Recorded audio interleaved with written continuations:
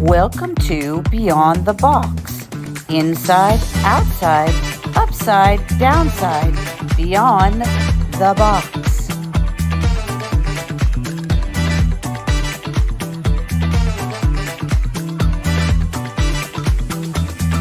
Break it down.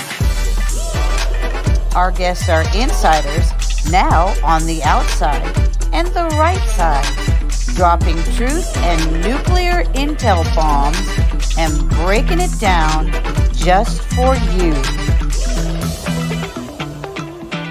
And now it's time to meet your hosts and co-hosts.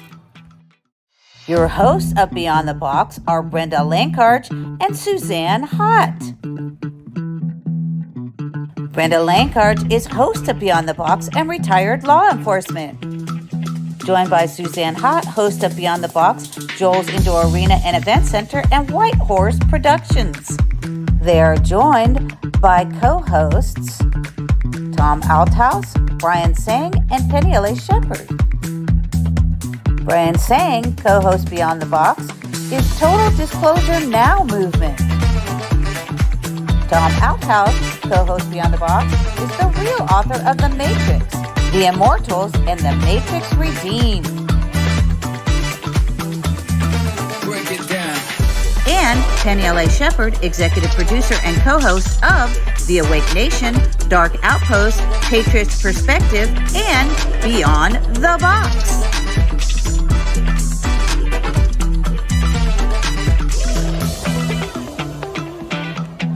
This show is for entertainment purposes only. Inside, outside, upside, downside, beyond the box. Beyond the Box begins now.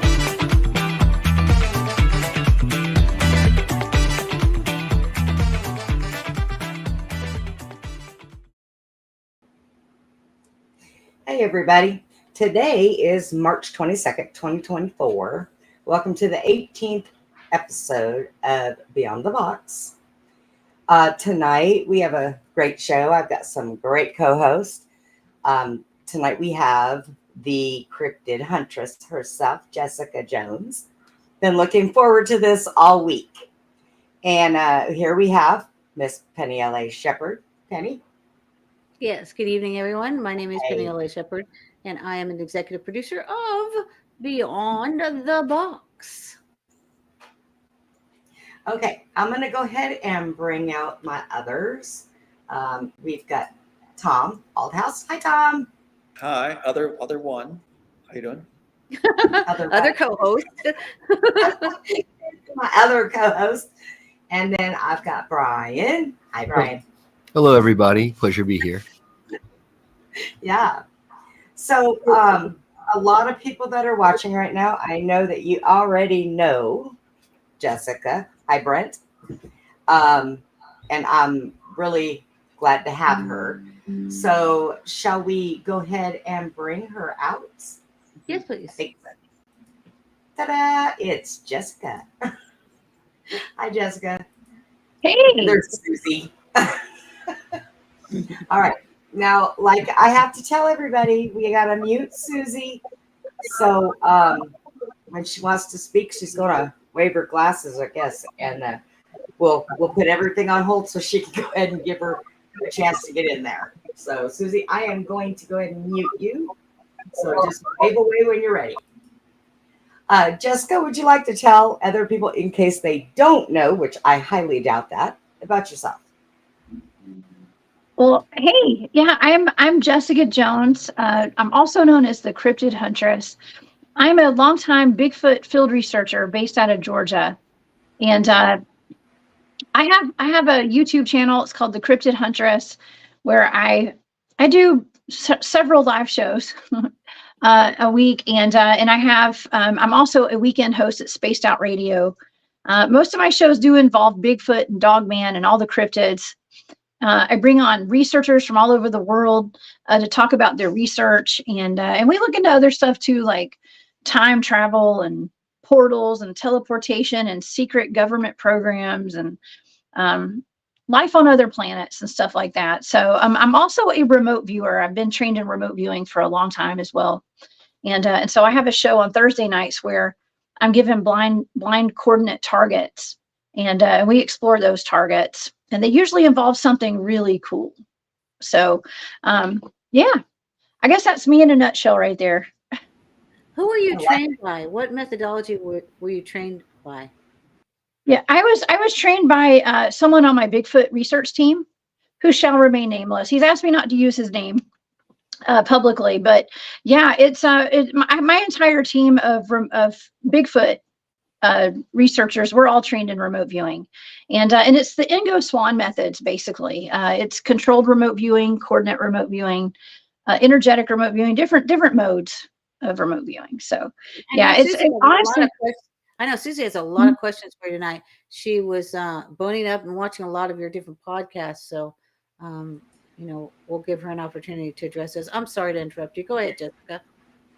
Oh no, it's okay. No, I was just saying I'm just trained in a bunch of different modes of it and stuff, and I do it for fun. It's really just a hobby of mine, and most of the people on my team don't really utilize it like as much. I mean, we do it for our research when we're out bigfooting and stuff, and also I get coordinates sent to me pretty often of that are high priority targets is what we call them, and they're usually a missing persons case.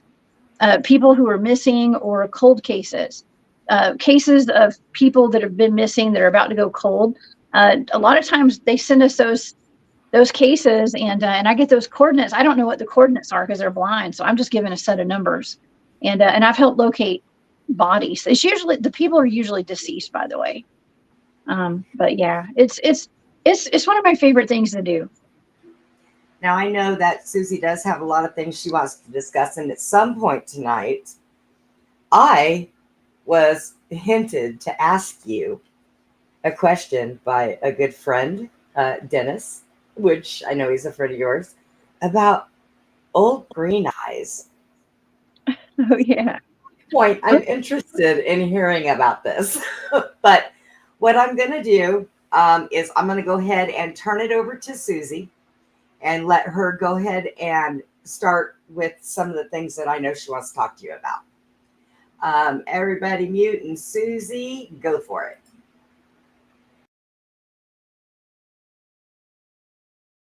Did you mute her? Because you're going to have to unmute her. Am I muted? I'm unmuted. Okay. Hi, Jessica. Can you hear me now? No? Nobody can hear me? Jessica, can you hear her? No, no, I can't hear anything. Oh, okay. Yeah. Can you hear me now? I'm No? going to go. No? I'm going to go ahead and mute you, Susie, and unmute you again. Let's see what happens. Okay. Yeah, and that's strange because I can hear you, Susie. Maybe Susie, why don't you unjoin and then join, and then while you're doing that, let's ask Jessica how you got into this in the first place. Yeah. Okay. I'll go. You want me to go out? Go out and come back in. Yes. Okay. All right, Jessica, we're going to have her go out and come back in, so maybe we can fix that little problem. I'll tell you, if it's stop it. But yes, go ahead, Brian. You wanted to you wanted to know something with Jessica? Yeah, Jessica, how did you get into cryptid hunting in the first place, much less pairing it together with remote viewing?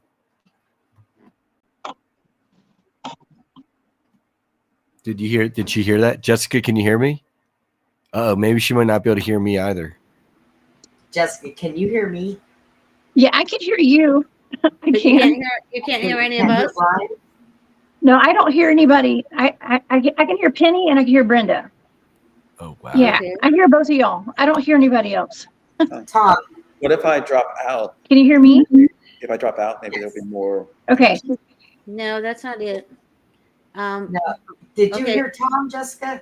No. Okay, maybe it's got to be on Jessica's end because we can all hear you. Yes, we All can of hear us Tom. We can hear Brian. And Brian just dropped out. Can Maybe you hear he's me, gonna drop Jessica? out, try to come back in. Yeah, Jessica said she can hear you. Yeah, I can hear Tom. Penny and Brenda. Okay, Tom, unmute Tom. and see if she can hear you. All right, I'm testing. Jessica testing. Can you hear us, Jessica? Yeah, I can hear Penny. But Yes. you can't hear Tom. No. Okay, that's really weird. Maybe you need to go in and come back out, or go out and come back in. See if that. Can you hear me now, Jessica? Do you want me to? Yeah. Just go in and Yeah. go Okay. out and come back in. Let's see if that. Okay, I'll leave. Okay. Come back.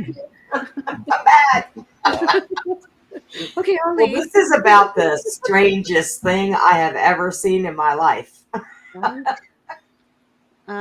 This is not a good advertisement for Streamlabs. No, it's not. Right? I'm gonna have Not to a call good them up look. and yell at them. I'm gonna be like, hey, y'all are stupid. I'm trying to move Tom around and it's not working. Do you want to bot me out a second? Like, just try No, I it. want to put you up at the top. I did it before. Tom's on top. Oh, Put Tom on no, he's top, not. please. He's on the bottom. I know, he's on the bottom.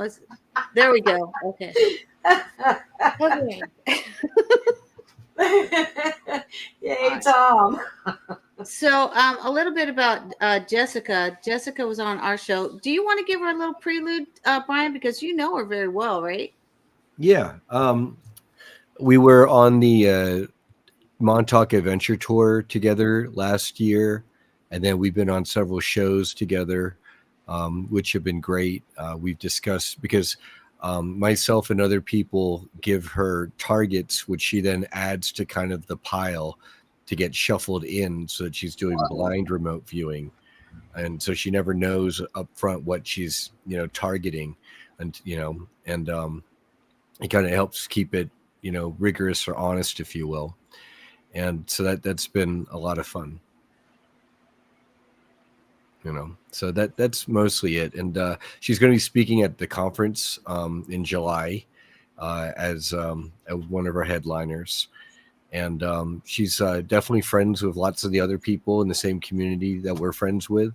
And she's also done remote viewing, not just on cryptids, but on as a secret space program and military abductees, and people having ET experiences, and even some of these like Solar Warden and Dark Fleet Nachtwaffen experiences. So I'll have to ask her if how many of those targets she's got into regarding kind of like the secret space program stuff. And most people are going to be familiar with her work on the cryptids, and her show's very, beloved and popular. But I don't think she gets to go too much into like her own experience. Here we are. Can you hear me, Jessica? Yes. Okay. I can hear you. Excellent. Okay. Okay. So, So want to just test Susie and see if you can hear from Susie. Yeah, let me get up here to her on the list. Hmm. Susie, I'm going to unmute you for a minute. Go ahead. Can you hear me now, Jessica? Yes, I can hear you. Yeah. Okay. Go ahead. Did you have some questions, Susie? Could you hear Tom? I'm sure. Yeah, I can hear Tom now. Yeah. Yes. I think we're good to go. Okay, we're good to go. Was that your question, Susie? Hopefully that wasn't your question. You told me you had like a plethora of questions for her. I do. I love you, Jessica. So just let you know, and been listening to you, and I know that you have a Christian background and all that, and very, very gifted, very open-minded. I love everything about you. So Well, thank I you. love your show. So and the remote viewing that you do is very interesting because I didn't really have a name for the do stuff. It was called remote viewing. So I've kind of been learning a lot from you and your verbiage, and because it's kind of a new terminology for me, and then you shared a story about your ex-husband on a podcast. Oh God. And and I was like, that was my story too, Jessica. Exactly, like crazy. Mine too. But the yeah, but what's really weird is when you said you lost everything, everything was taken from you. That really resonated with me because I had a situation where I got a phone call from a stranger that said he was a friend of a friend, and that he said, "Didn't you start having some problems after you got married and things kind of get weird?" And I'm like, "Well, yeah." He said, "Whatever you do, don't sell your property right now, because if you do, he'll take everything from you and you'll end up with nothing." And I was like, "Who are you?" And he's like, "Just a friend of a friend." And I didn't know who the friend was. It was just a weird call that I got. And so I went to this church meeting up in Fort Worth. I kind of got in an argument with my ex-husband, right? And I decided to get away from him. And I got my horse trailer. I have a living quarters. And me and my son went to Fort Worth to watch a cutting horse futurity for like 20 days. I figured I'll get away. I'll go to Fort Worth. While I was there, I decided to go to this church up in Dallas. And I met these girls, and we started praying, and they asked me to pray, and I asked for an angel to come down, and this gold started falling. And then this guy was like, "Pray for me because I seen this gold." Well, afterwards, after this meeting, I was leaving this conference, right? It was like in a hotel, and it was everybody had already left, and us girls were in there praying and stuff. And I was leaving. I heard, Jessica, I was walking through the parking lot. I heard somebody walking behind me. And when I turned around to look to see who it was like a shadow man. It wasn't a real person, but I could hear him literally walking. And when I was like, wow, that's weird. Well, when I first got married, I had a dream. Before I got married, I had this dream that, and I had moved to East Texas for a little bit, came back, remodeled my house. I have a ranch, and I remodeled my house. So I wasn't living in the house, but I had a dream, and I saw this man walking through my house. And I said in my dream, "Who are you and where did you come from?" But he didn't say nothing to me. So I mentioned it to my husband at the time before I married him, and he said, "Oh, that guy's with me." And I'm like, okay, that's kind of weird. So then I saw this church that following him. He was following me at this church service, but he was literally there. And so after that, what I'm thinking is that wasn't just a shadow person. That was a remote viewer. That was a literal person following me.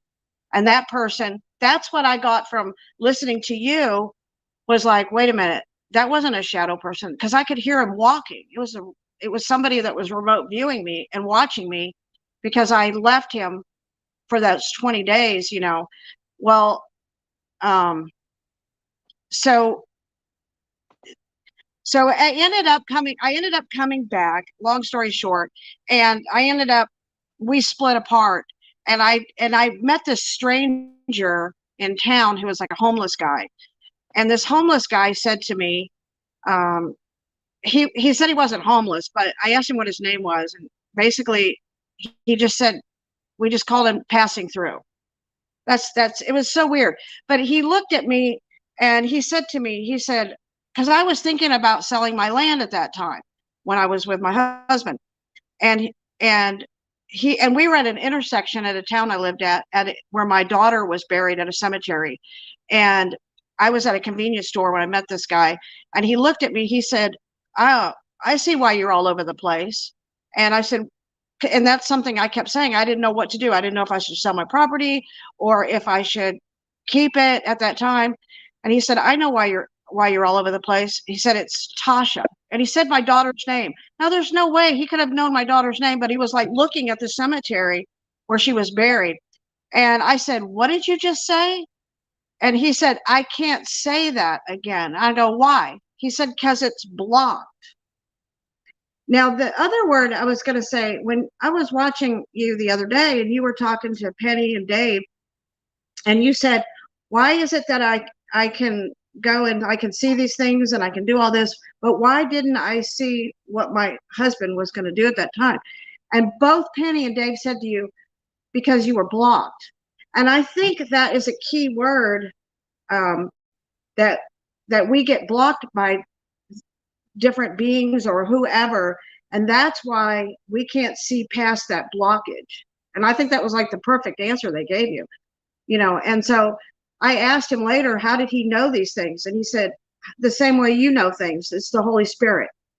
And needless to say, I ended up getting rid of him.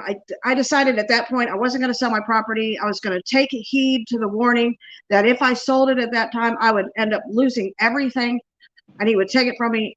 And so I listened to all the warnings and everything that I was given, and I was able to keep everything and not lose it. But my story was so much like yours. It was just, but you know, I'm just going to go ahead and let you talk now because I just had to share that with you. You know, I just thought it was so interesting.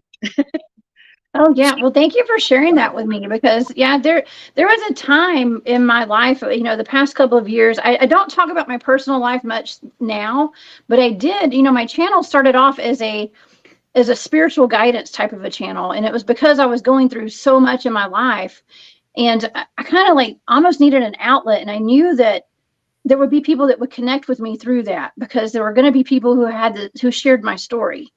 And I mean, I had never seen myself. I mean, if you asked me like 5 years ago, if I thought I'd be on YouTube and have a YouTube channel and on a radio show and all this stuff and speaking at all these conferences, I would have said, hell no.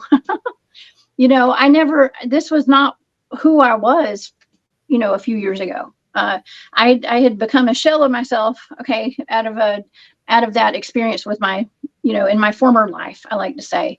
And, but yeah, I'm glad that I was able to connect with you and you connected with me on that because that means a lot. I'm glad. I'm very glad. And it is really tough, you know. It was a tough time, but you know what?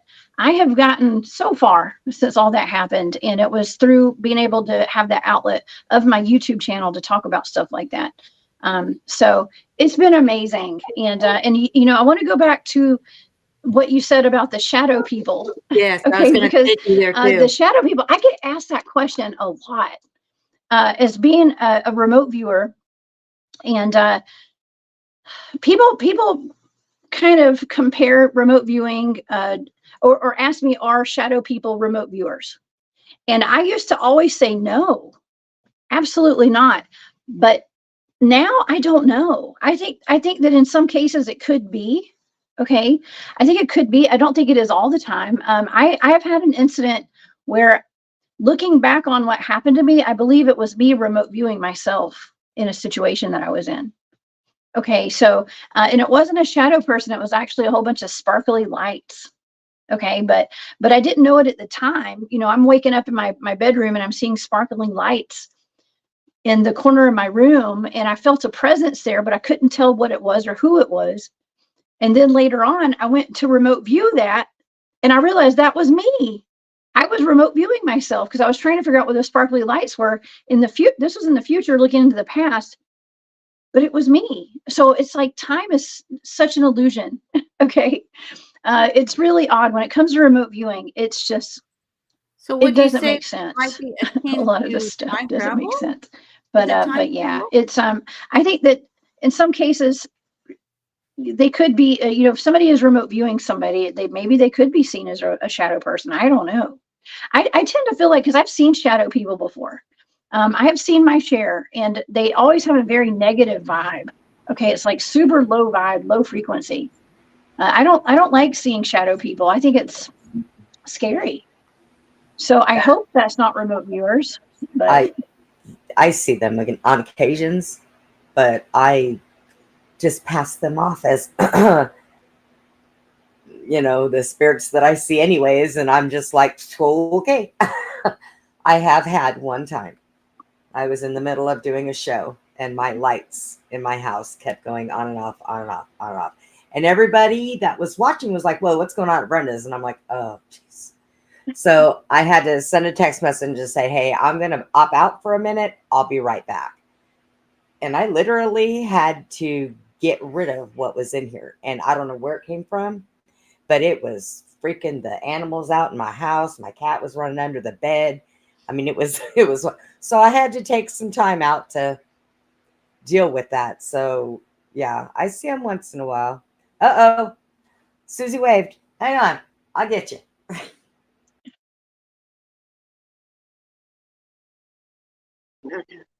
Okay. Okay. So I wanted to mention also the next day after the church meeting, I met with one of the girls at, we were going to go to another church called the Upper Room up in Dallas. And, but we went to IHOP first to eat something. And she said, and I told her about what happened in the parking lot, how I heard this guy walking behind me. And when I saw him, it was a shadow man. She said to me, that all three of them saw him in the church standing against the wall. And I said, what? You mean to tell me all of you saw that shadow person in there? And she said, yeah, but we didn't know he was with you. And I was like, what?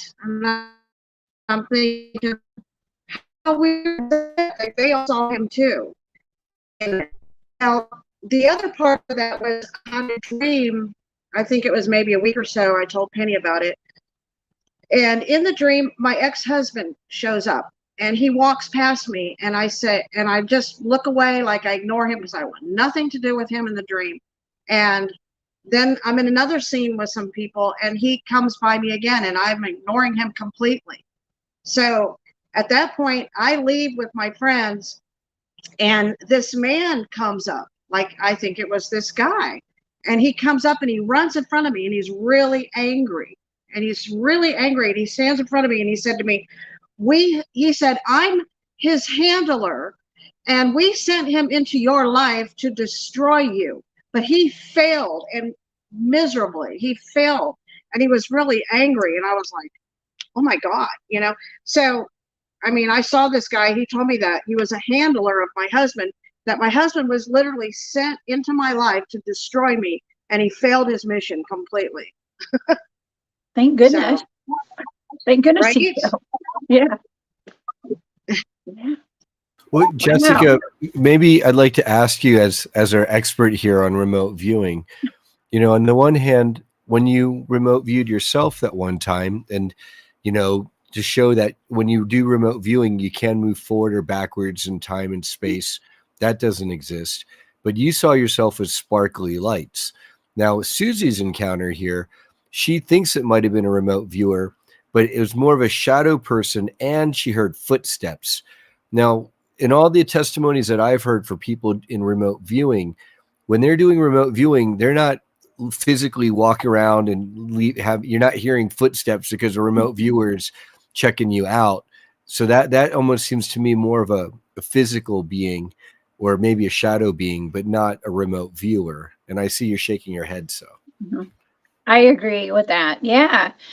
Remote viewers are mostly undetectable unless you know what to look for. I mean, we've been remote viewing before, and there were people, I mean, you get a lot of attention in the ethers when you're remote viewing. Okay. So people are very curious as to what we're doing and what I'm doing. And I can detect when people are around me and they're in the room with me watching me. And I have other remote viewers that do watch me, and I know they do. So, but they're not, it's not physical and it's not, you can't hear them. It's more, if you were to see anything, it would be like and this is in my experience. I'm not speaking on behalf of everybody. This is my experience. If there is someone detected in the environment, which I have detected people remote viewing me before, you can see them. It's almost like a hologram. That it's like a ghost. What you would think a ghost would be, but you don't hear them. They don't make noise. Okay. Like Patrick Swayze in Ghost. Yes. Or yes. Obi-Wan, or like a hologram yes. of Princess Leia. Obi-Wan, help me. Off R2-D2. Hologram. I'm going to say like a hologram. Yeah, it's almost like a hologram. It's you know, but you can just sense it. You go with your body is a good detector of when someone is around you, or even a ghost. I mean, see, it's almost like a fine line, you know, between like ghosts and astral travelers, I guess you could say. Okay. Just like the Timeline there. you might see out the corner of your eye, and you see. You know what I've learned? When I see something out the corner of my eye, I do not move my head. I just kind of do a little glance thing with my eye, and it stays. I've seen wonderful things out of the corner of my eye. So I've learned not to turn my head, because then there goes my illusion. It's gone. So, shit. But yeah, I listen to you, and I have thought about, because of other abilities, doing remote viewing, but I think that Susie and I've talked about it, and I think I do it in my sleep. I need to get a pen and a piece of paper and start writing everything down when I wake up, because I remember it, but writing it down kind of puts it in order, because I'll tell you, I have some straight shoot. I had a dream, me and Susie and Tom and Penny and Tony were jumping like from one place to another looking for Brian. Like we were going on different timelines, and I had it twice. I had to change it, because I was like, okay, this isn't going to work for me. I got to stop that. So, but yeah. So when I get up, I need to start writing everything down, because I have the weirdest. And sometimes it comes barreling through. And every now and then I'll get a glimpse of a childhood that I don't remember. So I need to start fine tuning myself, I think. Yeah, I highly recommend writing down your dreams when you wake up in the morning. Even keeping a journal, not just for your dreams. You could do a dream journal, but just journaling your thoughts and stuff every day. If you have like an epiphany or something, write it down. I think that's important. And I have a little method that I use. Sometimes if you want an answer to something, or you want to, even speak to a passed over loved one.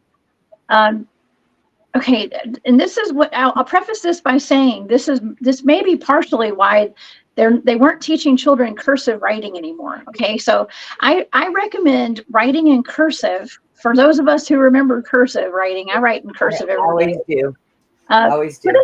Keep a little journal by your bed. Like keep some paper by your bed. And if you want an answer to something, write it in cursive on your notepad, right by your bed. Do it in cursive, because it's all about your subconscious mind. Okay. And it has something to do with the cursive writing. Okay. So write it in cursive and leave that by your bed. And you're probably going to dream about it that night. I can't guarantee it, but you might. And then get up the next morning and write down whatever your dream was. So while you still remember it, and hopefully you got the answer to whatever that question is. Oh, I do it. It's odd, because people say that you forget your dreams throughout the day. I don't. I don't ever. I can tell you exactly what we were doing when we were jumping around looking for Brian. And Penny, forgive me, but it was so funny, because I heard Tony turn around and refer to, babe, come here. And I know she hates that word. So it was just the weirdest thing, but I remember everything that we talked about, that we were doing, everything to this day. And how long ago was that, Susie? Like a week ago, maybe, that I had that dream. I think a little over a week ago. And I still remember everything step by step. Wow, there must have been a message in that then. Something That's important. what I'm trying to figure out, because trust me, it's. I was going to ask. So Jessica, on that vein of dreams and dreaming, and how Brenda has such good recall, are you a lucid dreamer? Or then do you have good recall? Are you dreaming in color and sound and all of that? And Mm-hmm. Oh yeah, I have wild dreams, man. I love my dreams. I need to get more sleep. I know I work my tail off every day. So and I have a kid, so I have to be up super early every morning. I got shows late and kids up early. So but I mean, part of the remote viewing training, you learn how to do dream work. Okay. And that's controlling your dreams and changing your dreams and going in there and working in the astral during your dreams. Yeah. I believe that's kind of part of the show that Tom and Penny do on that one. So I'm really interested in that. I've been sick for a few days, so I didn't get to watch it. But I need to go back and go watch that. And Susie has a question. I seen her waving the red flag. So let me let her in here. Go ahead, Susie. I was I was going to ask you, Jessica, could you do you have like one of your stories that you could share with us? An interesting story. About what? I mean, I have a ton of interesting stories. What kind of story would you like? Oh, green eyes. Oh, And Oh, did you say just old green? anyone that you think would be a story to tell. Yeah. Well, Brenda asked about old green eyes. Why don't we talk about that? Let's talk about some cryptids. I'm the cryptid huntress. Might as well talk about some monsters tonight, right? I love it. I love it. Monsters. Let's do it. Let's talk about monsters. Old green eyes is one of my favorites, and it's from here in Georgia where I live. I live in Northwest Georgia, and we tend to get a lot of reports of cryptids around the Civil War battlefields. And I think it's partially because all of the blood that's been shed there. And I've done plenty of shows on how blood manifests stuff. And people go to places like old battlefields and do rituals, and they conjure up these really, this old green eyes is not a nice cryptid. Okay, not a very nice cryptid, but it's an interesting one. And so it dates back to when the Native Americans had been talking about an entity. They didn't call it old green eyes, but there was an entity that was very dark that was roaming around, and it would eat dead corpses. It would eat corpses, corpses of the bodies of their dead. Okay, and it was kind of a feared type of an entity, right? And the Civil War came along up in Chickamauga. Okay, this is the Chickamauga battlefield. It's right there at the very tippy northwest top corner of Georgia, and it's near Chattanooga, Tennessee. And over a 3-day period, 34,000 soldiers died from the North and the South during the Civil War at the Chickamauga battlefield. Well, during that battle, as the soldiers fell, there was an entity that was seen walking amongst the dead bodies on the battlefield. They said it was actually during the battle as well. This thing was reported seen walking around, taking the bodies and eating the body parts, taking the body parts and eating on the corpses. Now, I was actually given a blind remote viewing target of old green eyes. Okay, of old green eyes, of some sightings. People still see him to this day in Chattanooga, or not Chattanooga, Chickamauga. Cars wreck on the side of the road. They come around a corner and you'll see these two green glowing eyes. And this is a huge entity. I think the target was given to me to see like what the entity is. And that's the cool thing about being a cryptid hunter, a cryptid researcher, and being able to remote view. I'm remote viewing weird stuff. Okay. Now, if the thing didn't actually exist, I probably wouldn't have gotten any data on this. Okay. But instead I got a good bit of data, and the data that I got was so wild on old green eyes. This is a blind target. All I was given was a set of 8 numbers. That's all I was given. And my data said stuff like, I do shows on these things, and I was not comfortable talking about my data on air, because I was like, man, people are going to think this is absolutely crazy. So I'm talking about an entity is eating dead humans. Okay.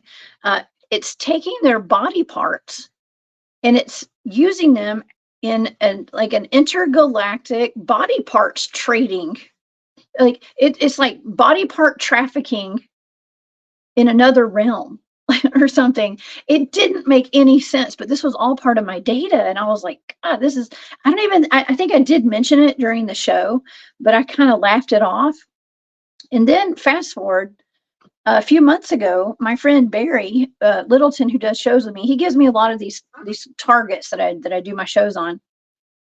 He was talking about how he had met someone who was a very well-known, I think he was a remote viewer as well, but this is someone who was talking about secret space program and some things that were going on.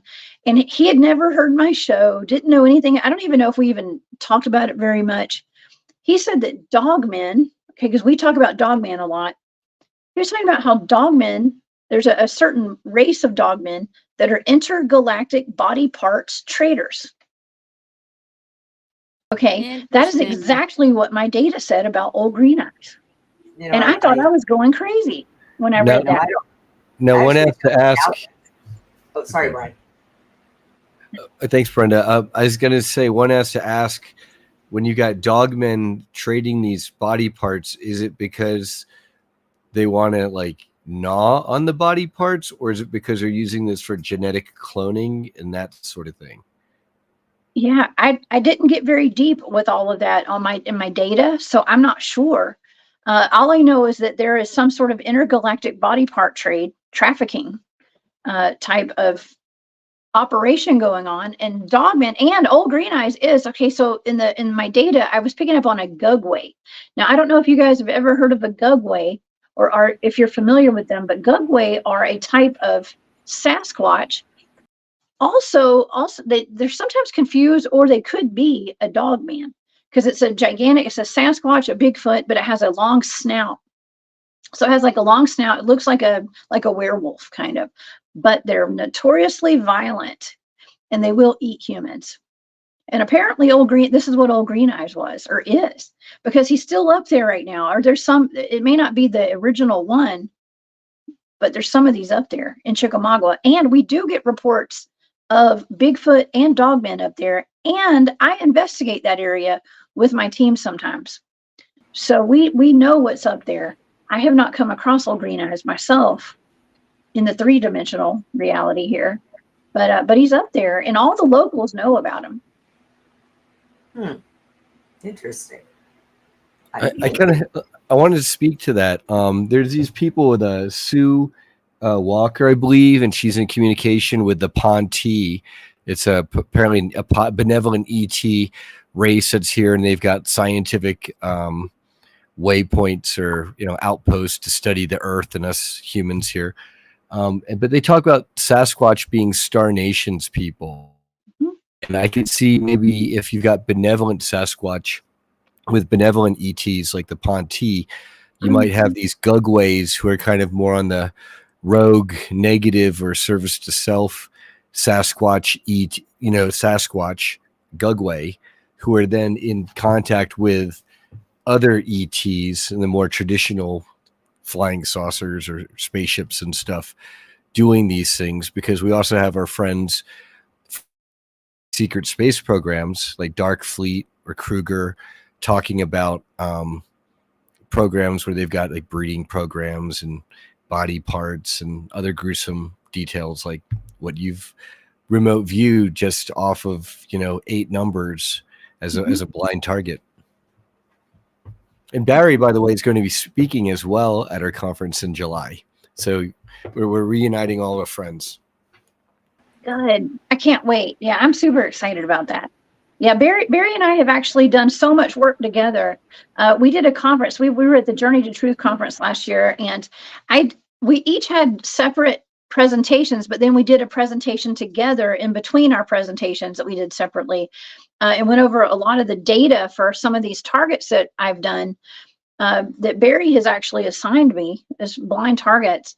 And a lot of it has to do, I mean, we don't know, you never know what you're going to get with these targets. Okay, you never know, but the secret space program comes up quite often in some of these targets, especially ones that, he's having me look into TRAPPIST-1 star system.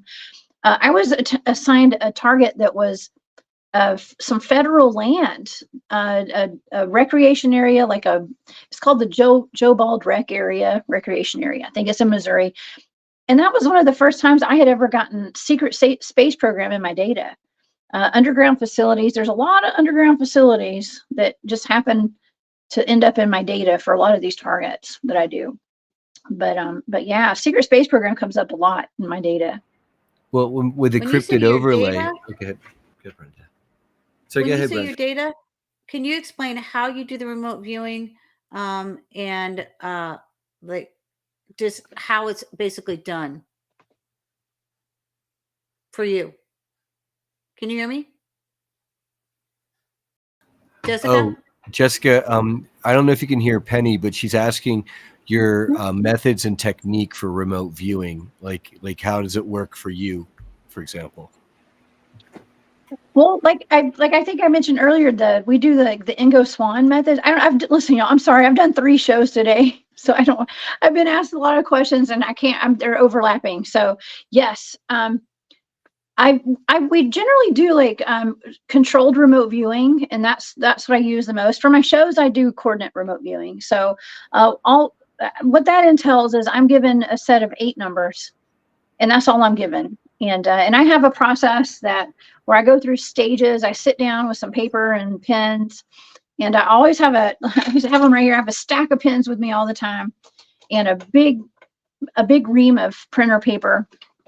And I get busy with my targets. I'm assigned my numbers, and I go into a quiet room, and I go through the stages of the remote viewing process, which it just, like I said, it comes in stages. You write those numbers down, and then you do some ideograms, and all the sensory data starts to flood in, and then the analytic overlay comes in, and then you do a sketch for another stage, and then you do more analytic overlay and more sensory data, and you go and you go and you go until you just don't get any more information, and then you close it out. So that's remote viewing. As a Patreon subscriber to your work, Jessica, I can say that the data is very interesting. Usually it's at least 3 or 4 pages where you've got like you're saying, the sketches and the sensory data, and then usually you got words and quotes. So it sounds like you're getting voices, like an auditory kind of type of data, or at least the words are popping up in your head. Are you ever hearing the voices? Are you more seeing it or feeling it, or what does it look like to you? Yes, I hear a lot of songs and stuff. Like for the target that I went over last night. What was that target? Oh, it was the incident in Russia where 23 soldiers were turned to stone after they shot a missile at a UFO, and the UFO crashed. 5 extraterrestrials got out of the vessel or the spacecraft, and they formed into an orb. They combined their bodies into an orb, and this is all in a document that was received under a Freedom of Information Act from the CIA and the KGB, by the way. Okay, and so this was one of my remote viewing targets. But then when they formed into that orb, it let off a huge flash, like an energetic bang, and it turned all of those soldiers into stone. When their bodies were examined, it was actually limestone. Okay, so as I'm in this target, the first thing, before I could even get my ideograms plotted out, I started hearing that song by Prince, "When the Doves Cry." And so I write down the lyrics. Anything that I hear, I write it down in a chart. There's a place for it on my charts. Everything that I hear, everything I sense, I see, I can feel the emotions that I have. Whatever I'm hearing, whatever, I write it all down. I even draw a sketch too. But I'm hearing "When the Doves Cry," and it was something about animals strike curious poses between the heat between me and you, or something like that. And it was really odd because those men were all struck like statues. They were hit. It was obviously probably pretty hot, right? And they were stuck frozen in time. They were unalived, as we say on YouTube, and turned to stone. But yeah, I'm hearing song lyrics. I make fun of myself all the time on the show because I'm always having to quote Tupac and all these like rappers and stuff, because I'm getting rap songs stuff. But it all pertains to the target. Okay, so you do not leave anything out when you're remote viewing. You don't ignore anything. Okay, anything you hear, you sense, you taste, whatever, you write it down. So I have to. Does that affect how you deal with the public too? Because I have this thing you have. I didn't know what it was. Penny knows this. That's why we want to do the dream thing, because we get all this information. I hear people talking, what they're saying somewhere else, and then I'll hear that they actually said that. But I have 2 questions for you real quick because I find it fascinating. Do you feel like a person has to have a certain nature or change the way they are to more compassion or something in order to be qualified to receive this ability? I mean, anyone can do this. Okay. Like as far as remote viewing goes, anyone can do it. Okay. It's a science. There's a science to it. Now, and also, you know, you always hear like we're all psychic, right? But it does, okay, in my opinion, it takes someone who wants to learn. It takes someone who is psychically inclined, I think, to do this, you know. And like I said, I mean, I have guys on my team that are like, I am about as psychic as that brick over there, you know. I grew up being very psychic. I've known I was psychic, you know, but psychic was kind of a dirty word when I was a kid. It's like, oh, you're a psychic. Call me now, you know, like Madam Cleo or Miss Cleo, you know, it was something that people just, like I was telling someone earlier today, it was easier for me to go public. And I didn't go public as a Bigfoot field researcher for 10 years. I kept that private. I didn't want to talk about it because I got made fun of all the time. And I had a job. I didn't want, you know, I didn't want people to think I was super crazy. So I told them I was camping every weekend. Okay. But yeah, when I did get thrusted out on stage and I did go public. Okay. Speaking at a conference, I think people were more welcoming of me being a Bigfoot field researcher than they were when they found out I was a remote viewer. Because I have been savagely attacked for being a remote viewer online before, and for using my psychic gifts, especially even within the Bigfoot community. Because here you go, you got people that are just trying to figure out the Bigfoot thing, and then here comes this girl, you know, that's a field researcher, but her whole team is psychic. You know, it was not everybody was super open to that for some reason. So I think people are coming around now. And I think more people are open to it. But it does take someone that is, in my opinion, this is my opinion, it would help if you are more psychically switched on to begin with, to be a remote viewer, and to make sure and to be a good remote viewer, you have to exercise your psychic muscles constantly. Okay, I remote view every week, multiple times. Okay, so I use it in my everyday life. So I do it because I love it, but it's just part of my life. You know, the other guys on my team, getting back to your question, the other guys on my team who always claimed that they weren't psychic, they actually were pretty psychic, but they didn't see themselves as psychic. But they were able to remote view and hit those targets. So I was going to say too that Penny and I do that dream team thing. We decode films, and we've been noticing, since it happened to me personally and happened to her both extensively in our own work, that they would stick all these things in, like, you know, high school, birthday, my dad's name, all that stuff, and send Minority Report. They took a lot of Philip K. Dick's novels and used those to load this stuff in too. It's like the agencies and Hollywood know those of us that have this ability even before we do sometimes. And it's very interesting that they put it in the films. And have you seen yourself ever echoed in films? Oh no, I don't have time to watch films, so I have no idea. I doubt it. No, I have not. Wait a second, Jessica. We talked about this. Isn't Yeah. there a Marvel show, Jessica Jones, like who's a remote viewer or psychic or something like that? He's got a stalker. I mean, Oh my gosh. Well, there is a Marvel character that I have the honor and privilege of Marvel naming a character after me. Yes, there is a Jessica Jones. I don't. Okay, so it's not based off me though. Okay, it's definitely not. But there is a Jessica Jones. Well, maybe, So, because I mean, Marvel and DC Comics are big ones involved in this with Disney and Warner Brothers. And like Penny knows, she's smiling there. She knows we are loaded in there, sometimes double dosed, and we have the people contacting us tell us if we're so.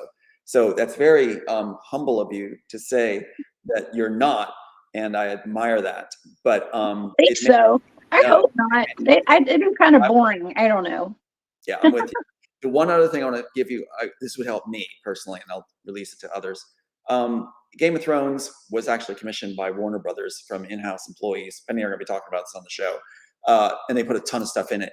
In it, they say shadow cats. And I think it's very interesting because I have seen a lot of shadow cats. And I think it's interesting. I want to ask you about, besides you're seeing people or beings, I've been seeing animals, and it's just like, and I'll be like, oh, hey, kitty. And there's not, it's a shadow. Is that ring true in your world where there's like shadow cats? Oh man, yes. I've seen it all. I feel like I've seen it all. I really have. And I've had a lot of death, let's just say, in my life. A lot of my friends, a lot of my loved ones, my pets.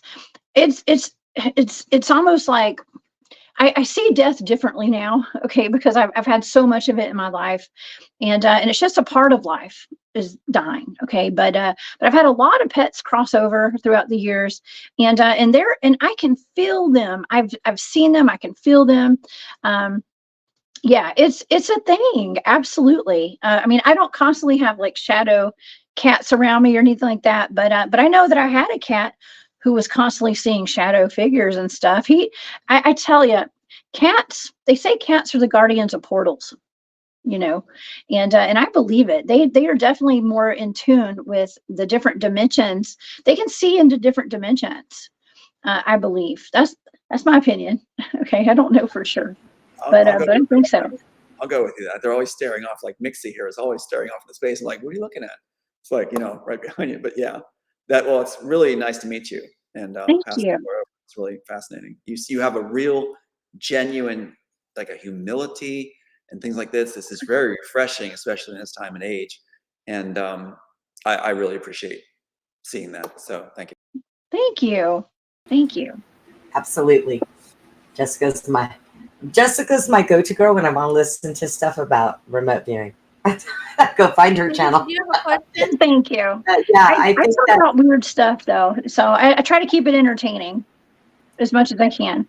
I'm as weird as I can get. So Susie has a question, so let me go ahead and unmute her. Go ahead, Susie. Well, I was just thinking of this one incident where my brother James had died about 4 months after my daughter died. She was 19. She got pneumonia and she died. And my brother, he and I started a Christian radio station. He was killed 4 months later, and he came to me in this dream, and he took me to this house, and we like astral traveled to this house.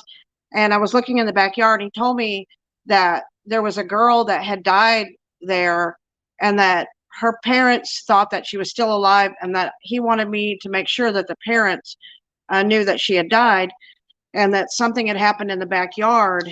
And but my brother didn't tell me the name of the guy. He said the guy had a daughter and a son, and that the victims were like the same age as his daughter. Well, after I woke up, I was like, well, thanks, James. That doesn't tell me much. I'm like, I don't know the guy's name. I don't know where he lives. And so I was so confused. So I went down and talked to my friend Tom that day. I mean, I'm not Tom. I'm sorry. I'm thinking of you, Tom.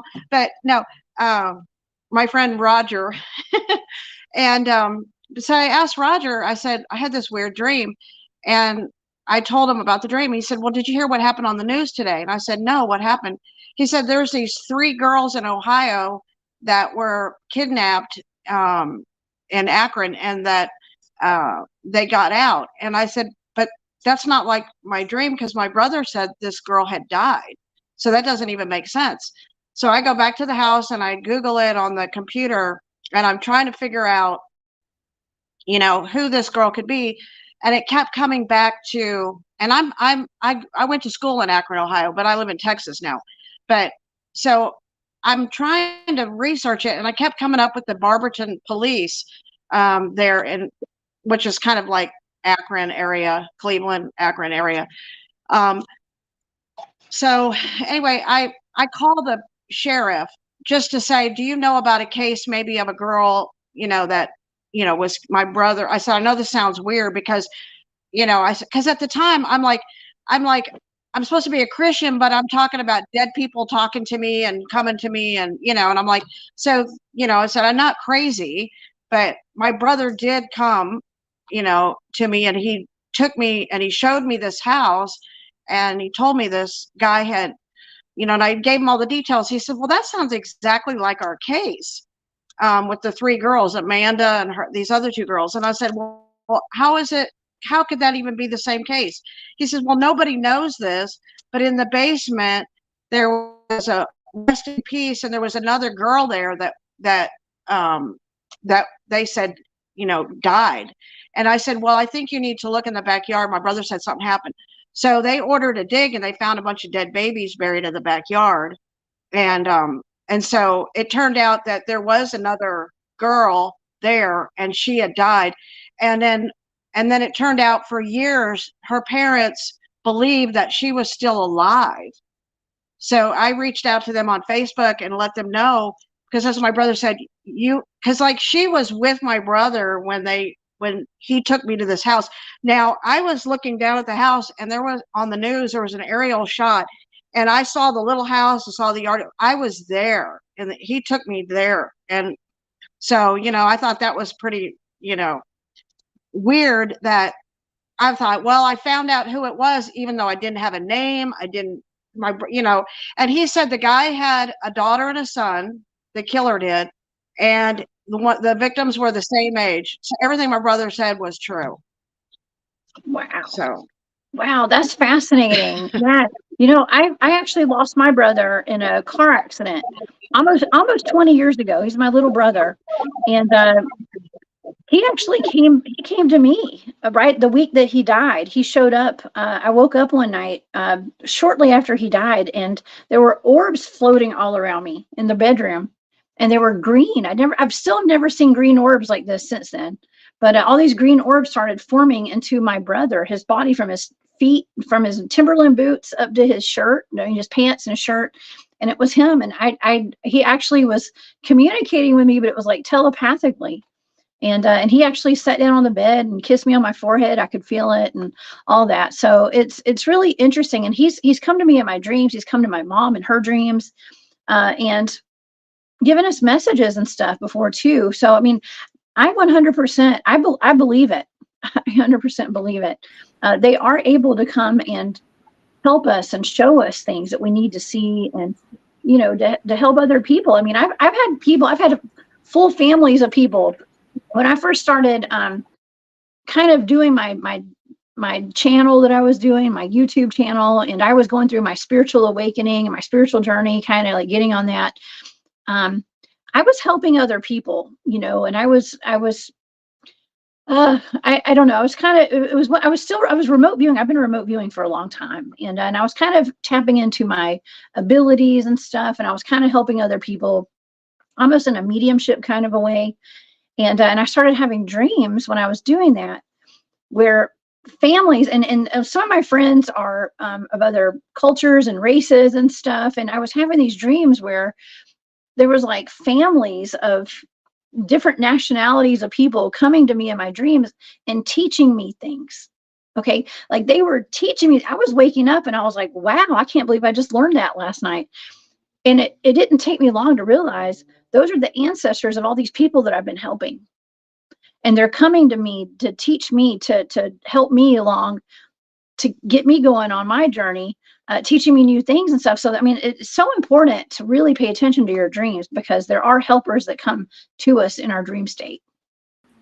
I find it really ironic because, like, I can see other people's loved ones.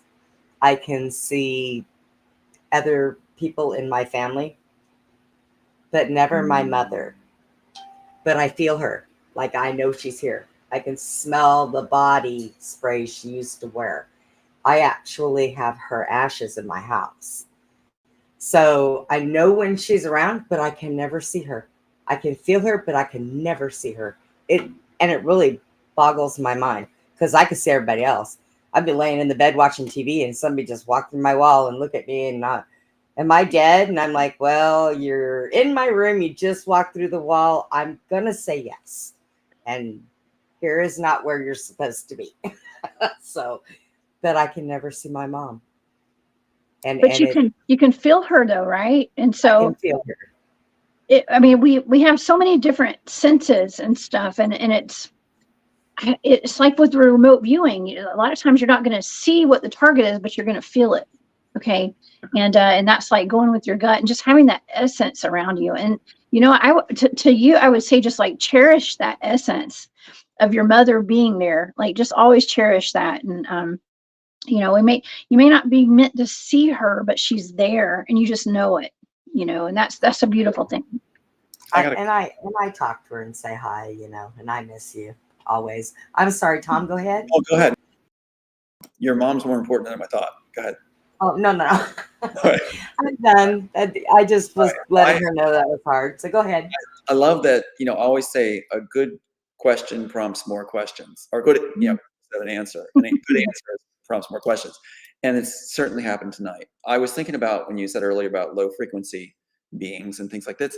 And I've noticed a lot of times that an individual that might come on and try to harass or cause problems during, important events, or when we're trying to bring forward certain truths with evidence, that the thing that bothers me most isn't what they say, it's the idea, the feeling of a low frequency in an individual.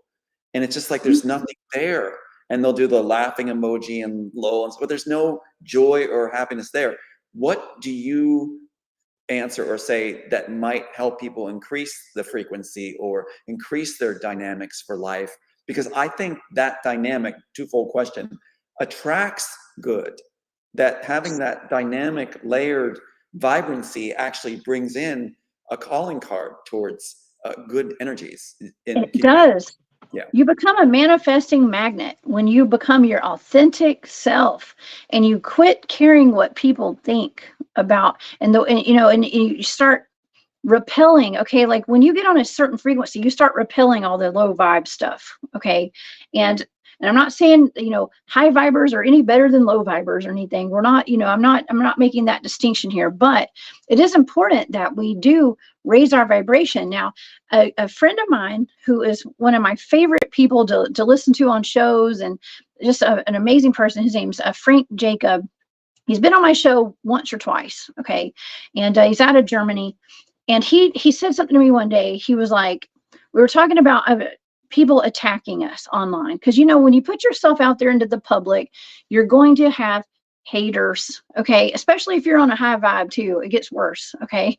So you're going to have people that just don't like you for no reason. They don't, and so I've had to learn how to get a very tough skin, which I probably would have cracked, and I would have never done this 5 or 6 years ago.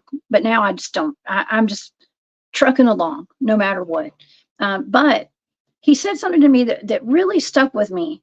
And it was like, well, when it comes to the people that are attacking us online, he's like, how do you even know those are real people? Are they even real? Do they exist? They exist because you allow them to exist. They can be bots or whatever. These may not even be real people. It's just some kind of energy that's put in our lives to stop us. Okay, so when you start looking at it like that, now I can't say the same for like bad family members and stuff, crazy ex-husbands. Okay, I can't say the same for that because we have to deal with that in the 3D. That's stuff that we have to deal with. But as long as you heal, I would say to heal, work on healing yourself. Taking care of yourself and your energy, and start cutting out some things that aren't really for your highest good. Okay. And just striving, getting on that spiritual journey, and enlightenment. Okay. Like seeking enlightenment and being around people. See, once you start becoming the best version of you, you start attracting people that are on that level. You start getting better. I don't want to say better friends. That sounds terrible, but you start getting people, yourself with better people. You start surrounding yourself with people. Like if you want better for yourself, you'll start attracting people who want better for you and better for themselves as well. And so your vibe attracts your tribe. Right. And I do see too that we get a skill set with working with beautiful people, like working with Penny and you guys all. It's like you start to learn how to abbreviate your interactions with those that just need attention and want to cause a squabble. And it's like, and you're just like, okay, thank you very much. Bye-bye. And it's just like, you go on to your friends because you don't want to lose that time with the people that actually do matter in your life. So that's kind of a self-healing prophecy thing that kind of seems to happen. But I'm really enjoying this tonight. This is really cool. So yeah. Me too. Yeah, that's a great Unfortunately, question though. Yeah, I really do enjoy talking about like the vibrational frequency aspect of life in general, because everything is frequency and vibration. And that's the same like when I'm out in the field doing cryptid research. There's certain things like I'm not on the vibe. Like I did an interview earlier today, and the lady was asking me about, am I worried that I'm going to be getting attachments and having like some low vibrational entities attached? No, I'm not worried about that because I don't put myself in that situation, first of all. But I also have my vibrational frequency raised to where I don't interact with lower vibrational energies. I just don't interact with them. I don't put myself in that. I don't put myself in that predicament. Yeah, I envision it like feeding chickens. Like I used to have chickens, and it's like you just throw the feed down for them. You're like, here you go, and they go about their business. It's like. Yeah. I like that analogy. Chicken feed. Chicken feeding. Just throw some feed to them. I like chickens. But I find it interesting that children have such a high, well-developed frequency, like just amazing. Like you go to the department store or food store or something, and these kids will just see you and want to come up and come to you. It's like they're just like this. And I'll say that to the parents too, and like, hi. I'll say to the parents, that's an amazing child. It's like there's an amazing child. It's really incredible. Not to judge that from other children, but I want to give that feedback, like to that child to overhear that they are a very special being, and that trust is a beautiful thing. Isn't that something? We're born with that kind of trust, and someday our world's going to be where that doesn't erode. That'll fit throughout our whole life, that trust, where we'll come up to each other, strangers even going like, hey, hi, like kids. That's going to be cool. So. Oh yeah, that's on that highest timeline. I like that. For sure. Jessica, I need to see if you can hear Penny. Go ahead, Penny. Can you hear me, Jessica? She can't hear me at all. Can you guys hear me? I can hear you. Brian, Tom, can you hear me? Loud and clear. Yeah, really clear. You might need a translator then for Jess. Yeah, that is so weird that I can't hear. We'll translate. Penny, what did you want to ask Jessica? Okay. I just want to make a comment about the low frequency or the high frequency, because I have to interact with a myriad of individuals. And unfortunately, some of them are very low frequency because I book the show. So I have to be able to tenuously listen, carefully listen to people. And sometimes it is draining. And I do try to, end some of the conversations, but sometimes it's very difficult. People don't want to end those conversations. They want to, try to suck up your time.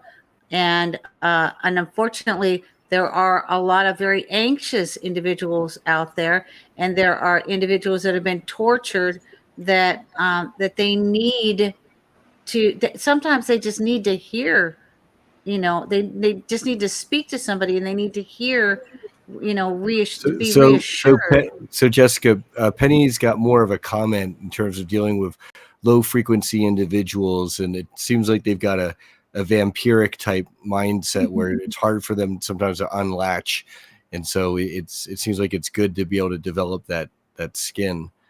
Was that your comment, Penny, or did you have a question as well? Well, also I wanted to say that that there are individuals that have been tortured that are hurt. Oh, and she's saying there are hurt, tortured individuals out there. Yes, and they need someone to just listen to them. And they need to be heard. Sometimes that is healing for them. Which is healing for them. And this is Tom, translator too, coming in. That I thought was interesting that Penny was also saying that it's her job to listen to them. So she's in a very interesting situation where she's going to be able to, it's almost like ministering to them, working with low frequency people. And she's basically helping them out of necessity. And I can't think of a better person to work with others that are hurting a bit. So, yeah. Man, I tell you, I have been in a very low vibrational frequency before, and I know it, and it's like hell. I've clawed my way out of hell before, more than once, really, but one really bad time, and it's almost like, this sounds wild, right? But it's like to know, like, the highest of the highs you experience, or the people who are the highest vibrational frequency have experienced the lowest. Okay, and no have experienced all of it. I think honestly, I think I signed up for like the super crazy package ride for this lifetime. Okay, so like I've seen the highest of the highs and the lowest of the lows during this life. But we've all been there. We've all been there.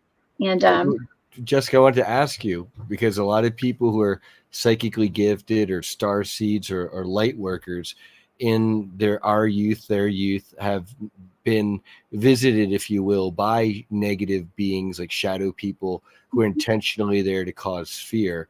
Did you have any of those experiences growing up? Was that anything that put you on the cryptid path, or not? no, not at all. I had a great childhood. I really did. It wasn't until I became a grown woman before I started trying to get some spiritual beat downs by some dark people. Okay, so it was more of my adult life. I had a fantastic childhood. I really did. I mean, there were some moments, but it was nothing that it was bad at Can all. we ask you something? Because I had childhood moments where that just definitely at 5 years old, definitely set my goals. I want to help people. Was there moments that you can share with us when you were very young, maybe with nature or something, where you really had a experience where you're just like felt so connected or made a choice, a life choice as a small child? Well, I just remember being super curious as a child, and I guess, I mean, I used to take my little nap mat, like a mat that you take a nap on in kindergarten.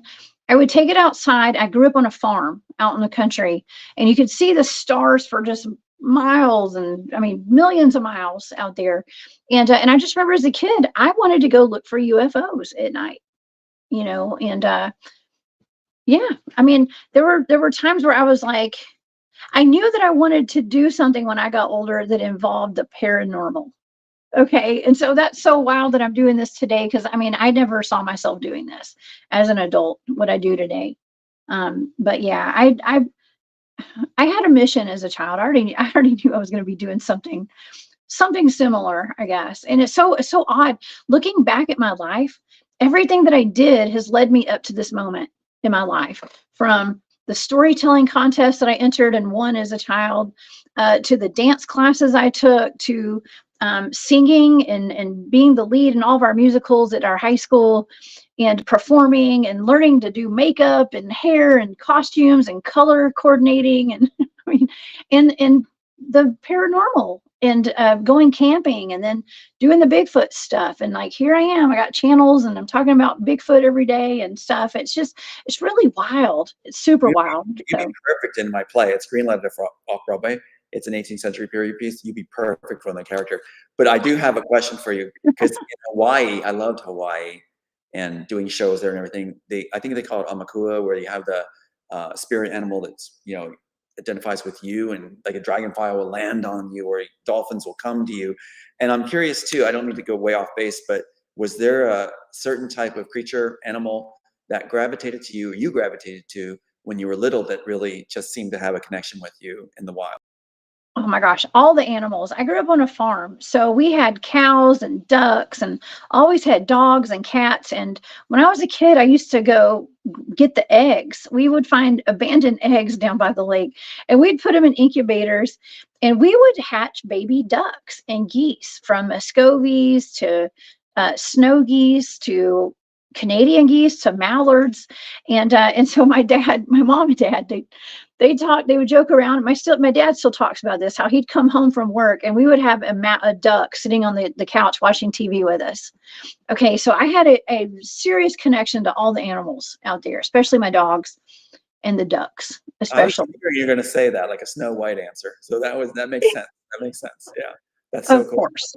Yeah, I think every child should have that experience with animals. It's just like they say that animals learn to fear us. That when they originally were here, they didn't fear people at first, and that was proven on that one island where they had the large birds that didn't even run from humans. So it's like they have to learn fear from people, and I hope we get to unscrew that up, where animals again get to be connected. Now, it's not like John Candy or something. Yeah, wasn't that cool? Anyway, so yeah. But thank you. I'm really enjoying this. Thanks. I love that. That's awesome. Now, Jessica, we have our friend Bigfoot, Long Island Bigfoot Mike Colantonio, who does a lot of work with Sasquatch, and he himself, by his own testimony, he's developed friendly relationships with particular Sasquatch. So I got to ask, because you're doing so much research in the field and have so much contact out there. Like, do you have any particular Sasquatch that check in on you or anything like that some of the other researchers report on? Me personally, I feel like they know me. They know my energy, I think, when we're out in the field. I was just up in the mountains last weekend, actually. And there are times where I don't usually take people with me that are not on my team to my research areas, to my real research areas. Okay, but there's a couple of spots that I like to go just to go and experience. I know the Bigfoots are out there, and every time I've taken two different sets of people. Well, one guy and then a mom and his son. I've taken them up there, and we have Bigfoot activity every single time I've taken somebody up there, and I think they've always commented every time that they feel safe because they're with me, and they get the feeling like the Bigfoots know me up there. And it's scary for them, of course. To me, it's not scary. But yeah, we were just up there last weekend, and that happened again. It happened again. We were surrounded, and I had my son with me that night. So safety first. Okay, safety first with my son. As soon as we felt and we saw that we were getting surrounded by something in the woods, we made a beeline. We had a police officer with us, so we were safe. Okay, between me and my friend that's a cop, my son was completely safe. But yeah, we trucked it back to the vehicle and got in. I do believe that I don't know if they check on me like when I'm home. Like, I don't know about that. I think telepathically, yes. Okay, on a telepathic level, there is some sort of communication between some of the guys on our team and me and the Bigfoots. I do believe that. Now, I don't think they're coming into my house and all that kind of stuff. Now, I've heard stories of people who believe that Bigfoots come into their homes and stuff, but I've never had that happen. Jessica, Penny wants to know about the connection between the ETs and the Bigfoot. Oh, great question, Penny. Penny, I'm so sorry I can't hear you. That sucks. But okay, so the connection between there is a connection between the Bigfoot and the ETs. Okay, in my experience, I do believe there's a connection. I'm not sure exactly what the connection is, other than the fact that just about every time we're having Bigfoot activity, there are ETs in the environment a lot of times. And after I did some Bigfooting, okay, let's just say we did some Bigfooting, and there was some ET activity, some UFO activity was involved. And shortly thereafter, I started having ET showing up in my home. So I did have an ET show up in my house. I've had multiple ETs in my home before, but not Bigfoots. What type of ET was it? Were you able to see it? Different types. I've had at least two different types. The first time, I believe they were grays. And the second time, it was something wearing a robe with a hood over its head. I think it was like a mantis or something. I'm not sure. Was it tall? The one in the hood? Yes. Yeah. Oh yeah. It was a big one. I know also Susie had a question, so let me go ahead and unmute her. Go ahead, Susie. Well, I was going to ask you, Jessica, we have in this area where we're at up in East Texas, we had a person who vanished. And so I was going to ask you if there was like anything you could get on the information of this person, if you need a name or a little bit of information, about him, if there was anything you were picking up on him,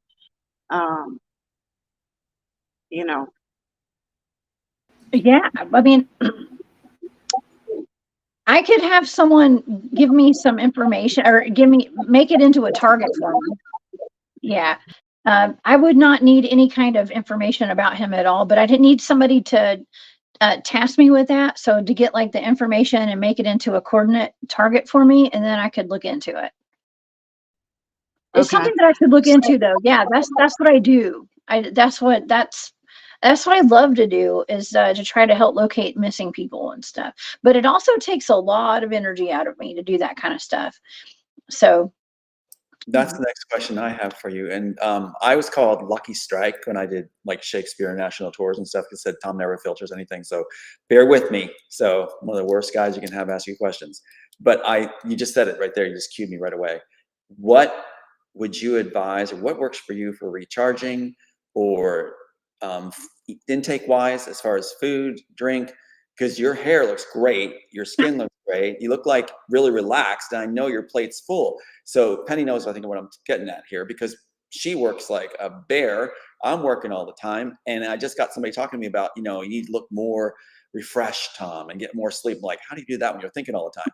So what do you, what's something you really enjoy? It sounds out there, but I think it'd be helpful, that you enjoy intaking, like either a certain kind of drink or a health thing or a supplement or a food thing. I will be all ears.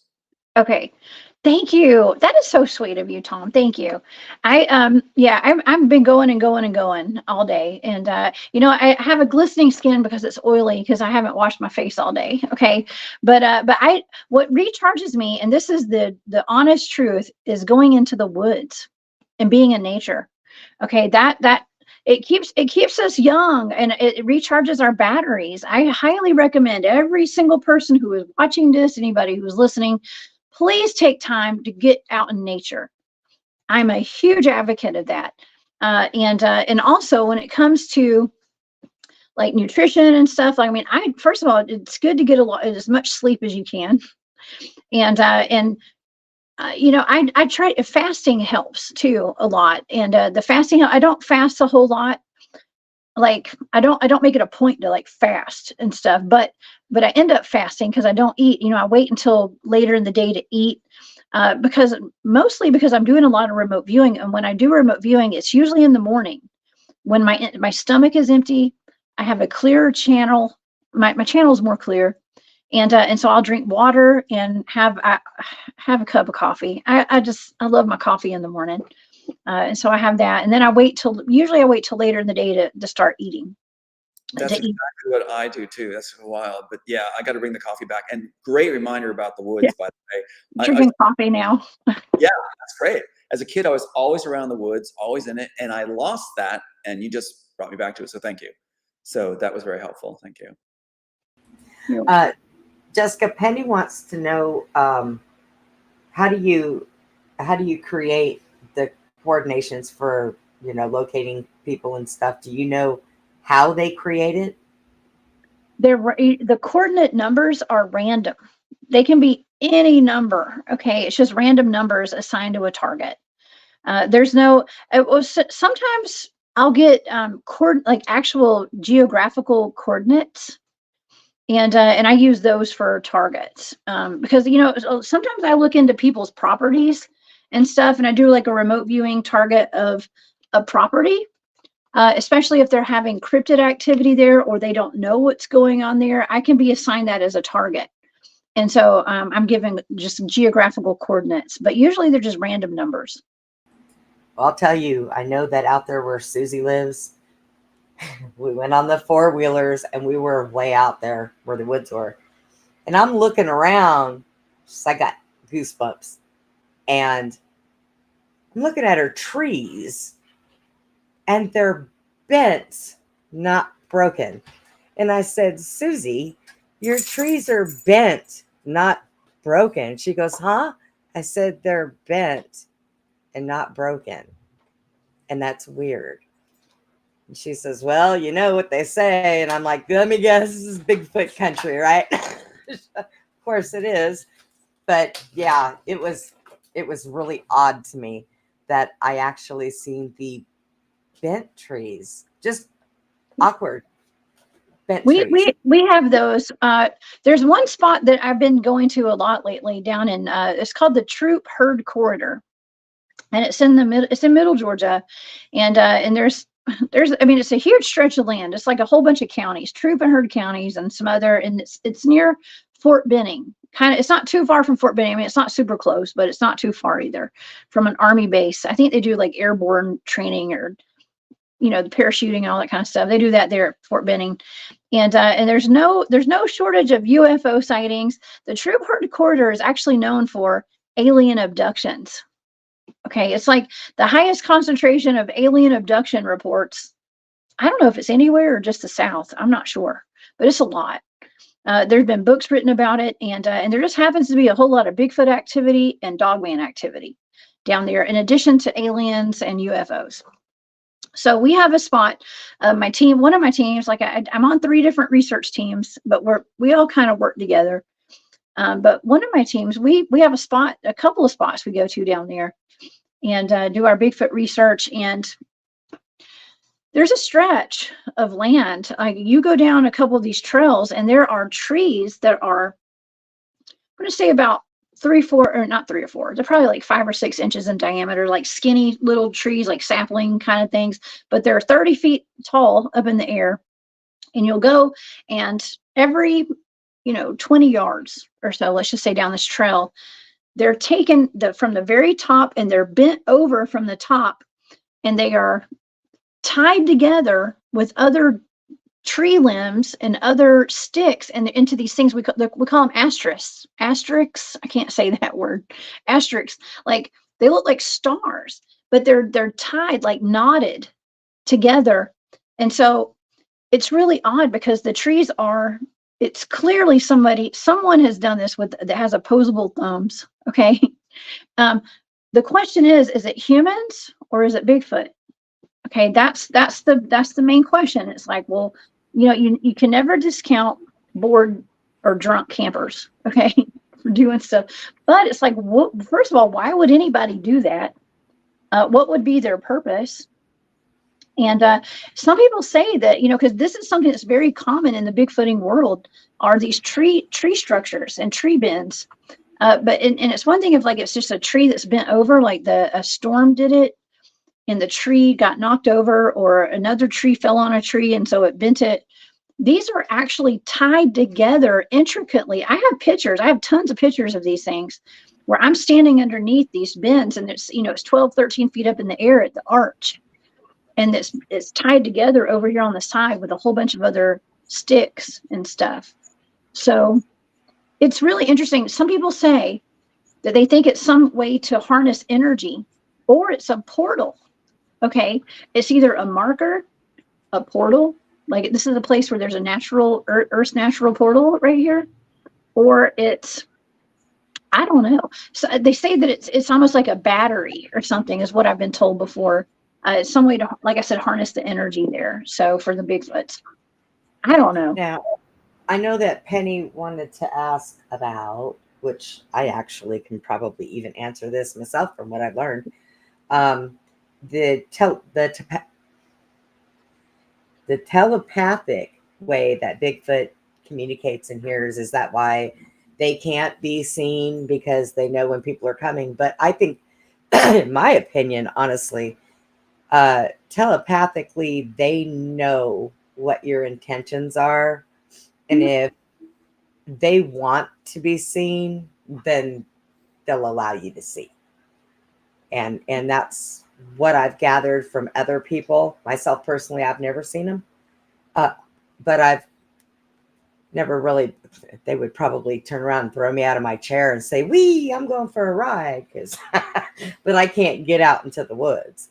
So I think that if they see you coming, and correct me if I'm wrong, and your intentions are you have this phone in your hand and you want to get all these pictures and you're going to hunt them down, they're going to be like, "Yeah, screw you. I'm out." Right. And that's why I don't take equipment with me when I'm out in the field.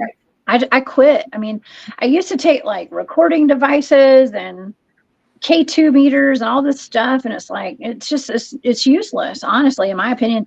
We already know they're there. I'm not out there to prove anything to anybody. Right. I'm way beyond that. Okay. I know it's like I got my nose up at that now. No, I'm just kidding.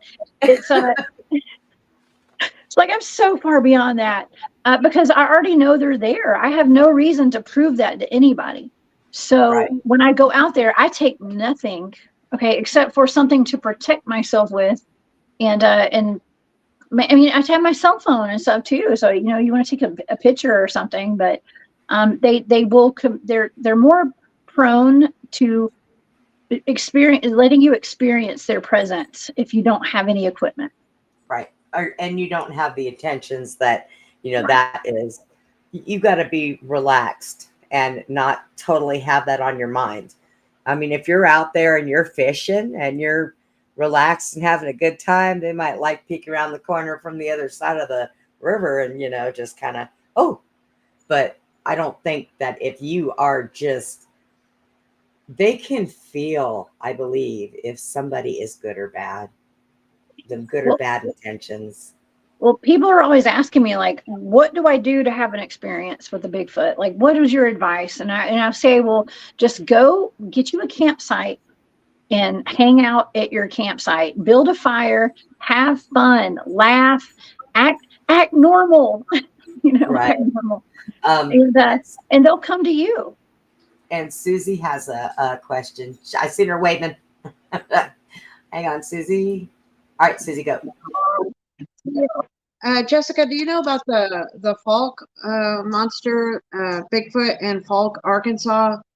Because it's just right down the road from us, and I've been over at the museum, but also some of my neighbors. I've spoke with them and their mother, and they've been abducted by UFOs. And the mother was at church about 6 months ago, and she looked up and she saw a huge ship that was green, and it was about a mile long, she said. And she didn't want to tell anybody the story because she's a Christian. She didn't want anybody to think she was crazy. But her son, her son is a mechanic, works on my tractors, because we have a ranch and we have cows and horses and all that. So that's how I know her son Paul. Now Paul has been abducted, and I think because he's such a good mechanic, they take him and make him work on their ships or something. But there's quite a few stories of the Bigfoots over here, and they made that movie, The Folk Monster, and I've heard a lot of stories about them being here, and the locals, see them all the time, and they get along, and so I didn't know if you knew anything about the Folk Monster in Arkansas. Mm-hmm. I believe that's from the legend of Boggy Creek. I do believe, and the gentleman who played that character in the movie is Keith Crabtree, and he's a buddy of mine. So yes, I know a little bit about it. I mean, it's your typical Bigfoot story of a Bigfoot basically living out in the swamps out there, I think. So yeah, that's pretty interesting. And the fact that there are like UFO sightings and stuff, I mean, it just adds adds to the list of Bigfoots and UFOs being in the same vicinity, too. But that story goes back to, I think it's the 1970s or 80s. I'm pretty sure, and I'm sure they've been around longer than that though. But yeah, I don't know details on all that. I don't remember all of them. I don't remember everything about the Fault Monster, but I am familiar with it. You said old cases. Yeah. Too, right? Oh, sorry. Go ahead. Go ahead, Susie. According, like I went over and met some of the people there, and apparently they used the townspeople who had real experiences with them in the documentary of the movie.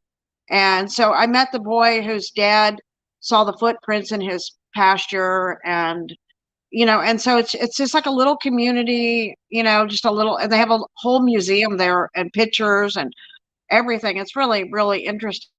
But a lot of people here still see the Bigfoots walking around, and they're apparently pretty friendly, from what I hear. Oh yeah.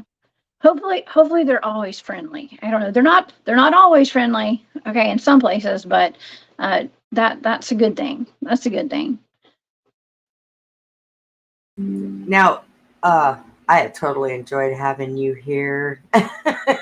Thank you. I've enjoyed being here. This has been fun. Penny sent me this big old thing to read, but unfortunately, even with my glasses, good luck. I need to have. I can actually read it, but you need to let Jessica know I'm talking. Well, okay, but she won't be able to hear it, Penny. I know, but the audience will hear it, and everyone in the room will hear it. Okay, well, hang on real quick. If you Brian. read a sentence, I'll speak it. Read a sentence, I'll speak it. Read a sentence, I'll Okay. speak Oh, okay. The Well, Legend of do it that Boggy way. Creek. Can it. you Wait, hear sorry. me? Yes, go ahead. The Legend of Boggy Creek is a Legend of Boggy 1972 It's a 1972 docudrama horror film about the Falk Monster, about the Falk monster. a Bigfoot-type creature that reportedly has been seen Creature reportedly that had been seen in and around Falk, Arkansas in Falk, Arkansas, since the 1940s. 1940s. The film mixes staged interviews with some local residents With some local residents who claim to have encountered the creature, claim to encounter the creature. along with reenactments of encounters. Reenactments of encounters. The film's director and producer, The film director and producer, Charles B. Pierce, was an advertising salesman Charles P. Pierce, was an advertising salesman who convinced local trucking company to invest in the film, who convinced a local trucking company to invest in the film. and he hired locals, mainly high school students, And he hired locals, mainly high school students, to help complete it. The film was made on a $160,000 budget, The film was made on a $160,000 shoestring budget, and it was released theatrically August 8th, 1972. and it was released theatrically August 8th, 1972. And then Pierce's daughter acquired the rights And then Pierce's daughter acquired the rights to The Legend of Boggy Creek, to The Legend of Boggy Creek. and it was remastered and it premiered in 2019. And it was remastered and premiered 2019. Okay. I have to laugh because, you know, even my letters with everybody in the chat, they're like this big. So- Yeah, this is the weirdest show I've ever You know, done. I can actually hear Penny when I put my earbud in, but there's just a delay. So when I have my earbuds in over here from my computer, I've got it on my YouTube here. Okay. So yeah, I had to use my phone tonight because there's a delay on my computer right now because I have too much stuff stored in my computer. So Oh, I was going to say, this has been the weirdest show because normally we might have an occasional somebody freeze up and then we have to mute Susie, but we've never really had a problem with, you know, sound or anything else. So it's just been the weirdest thing ever. But Brian, was there anything else that you wanted to talk to Jessica about? And there's always stuff. There's always a million targets that I'd like to assign Jessica. Because, like, what about this and what about that? Could you blind read me? I'm sure Jessica gets a ton of that. And given this is her third show of the evening, I want to let her get her rest as well. Yes, I just want to thank her for being here. Thank you, Jessica. Thank you. I've had a really good time. So thank y'all for having me tonight. This has been a good time. So yeah, it's been a pleasure having you. I remember I messaged Brian, I want to get Jessica on the show. And then he's like, oh, okay, let me message her. I said, well, have her get a hold of Penny. I can do that. So yes, and then I invited her on our show. Yeah, then she invited you onto her show.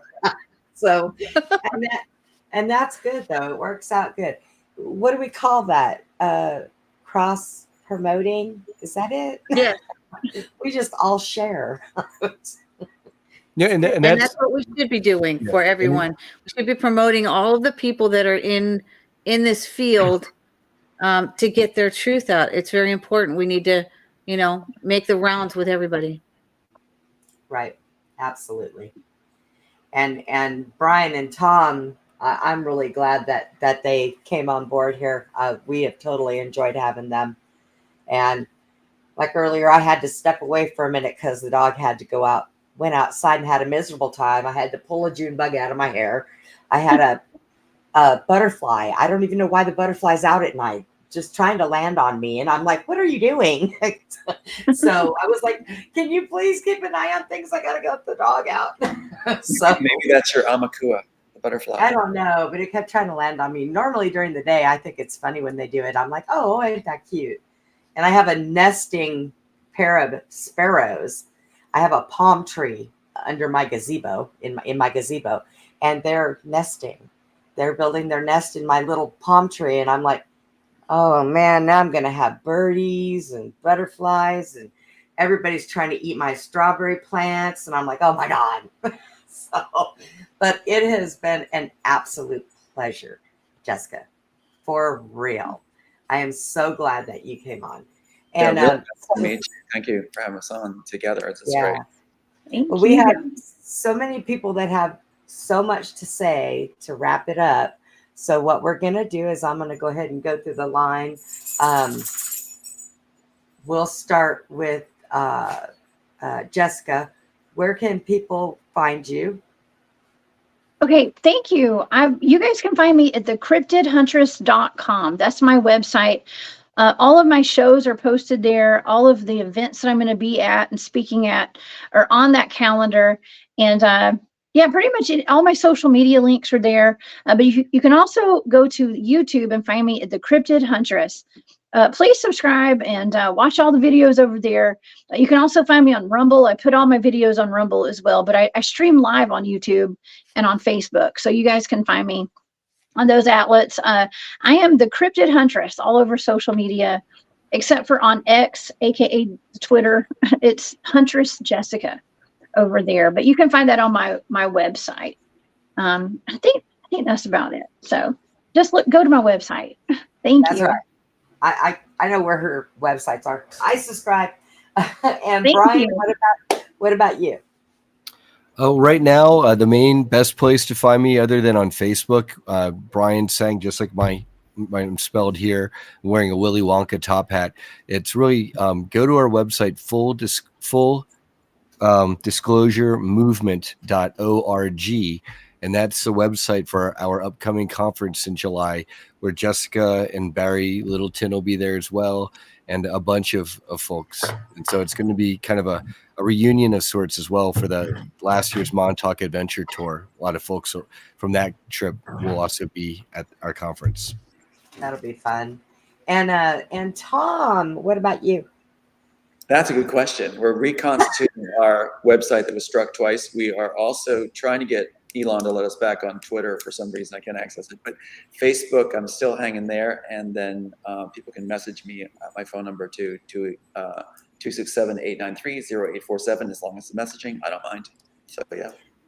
I thought to myself, I'm gonna get with Roseanne Barr and see if her and I can't rustle Elon Musk into a corner, because I argue with him all the time over my internet. Like me. But thanks. Yeah, you know what? There are people that don't like him. And Penny, LA Shepherd, tell everybody where they can find you. Yes, so I'm presently doing a bunch of shows. My primary show is with my best friend, one of my best friends and my partner, other than Susie, and that is David Zublick's Awake Nation. And you can find us Monday through Friday, 8 a.m. to 11 a.m. Central, 9 to 12 noon Eastern. We do a half hour of news, and then we do 5 30-minute segments of interviews. Sometimes we have guests like Fetzer, who's on for James Fetzer, who's on for an hour. We have just a myriad of guests, from authors to producers to directors to targeted individuals to people with just some wiggy stories.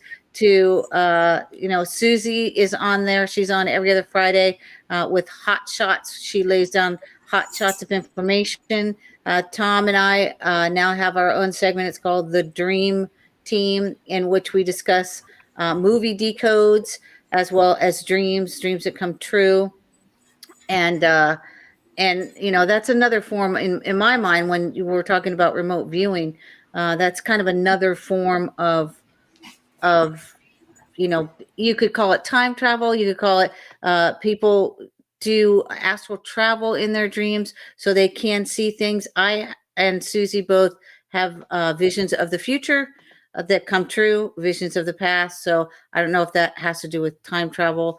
or why I see these things, but they come true, and also different timelines. I don't know if they've altered the timelines, and so Tom and I talk about that on our segment and many other things. And then also I do executive producer for Patriots Perspective, for the Dark Outpost, and for Beyond the Box, and I get to have lovely, interesting people like Jessica Jones on the show, which I hope you do come back on our show. I know you probably can't hear anything I'm saying right now, Jessica, so I will text this to you and I will sign it or whatever. Can you hear me now? She can hear you with her earbuds in. Oh, Yes. fine. Okay. So anyway, it's been such a pleasure, Jessica. I would love to have you back on our show, The Awake Nation, and this show, this is Susie's and Brenda's show, Beyond the Box. And I want to thank you for all tuning in to this show. Susie? Hang on, let me get her. Susie, come on in. Wait a minute. There we go. Okay, here I am.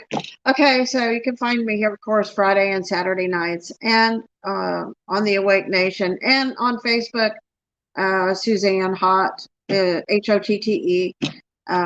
But yeah, and we are so glad to have you, Jessica, Tom, and Brian. I mean, you guys are just fabulous. So you just make our day. Thank you. Well, we are going to probably go ahead and just wrap it up. Of course, y'all know you can find me here every Friday and Saturday. Other than that, you can probably find me out on my porch, relaxing and enjoying my sunlight. Please make sure that you like, share, and subscribe. Contact any of these wonderful people. Make sure that you always give thumbs up and subscribe when you're watching anybody's channel. It's good for us. It's good for our souls. And it'd be good for yours too. So I'm going to go ahead and say good night. We're going to go ahead and do our intro, and we will see y'all. Oh, wait, we got tomorrow night. We'll be back. Penny, who is that we have tomorrow night? I get so. It is. Give me just 1 second. I think So it's the Salsa Shaman. Yes, tomorrow the night. Salsa Shaman. You got Mario on tomorrow night. Excellent. Yes, He's the also Salsa going to be at our Shaman. conference. Yes, he's an intuitive astrologer. He's very knowledgeable. He's very good. Yes. Yes, he will be here tomorrow night. So y'all make sure you join in tomorrow night and tell him what time we're going to be here. On that, huh? Tell him what time we're going to be here. Oh, we're going to be here at night from 9 p.m. to 11 p.m. Central Time, and it'll be 10 to 12 Eastern Time, just like we do every Friday and Saturday night. And we just love it. And we love you, Jessica. And Thank you. I hope you'll be back soon. I know you have a lot going on. It's like Penny. Boy, I'll tell you, I can't pin her down for nothing sometimes. She's constantly working. That's all she does. Pretty much. Yeah. I mean, I don't mind doing it either. It's not like I have anything else to do. So anyways, all right, y'all. You have a good night and be good to each other. Have a good night. Bye. Bye.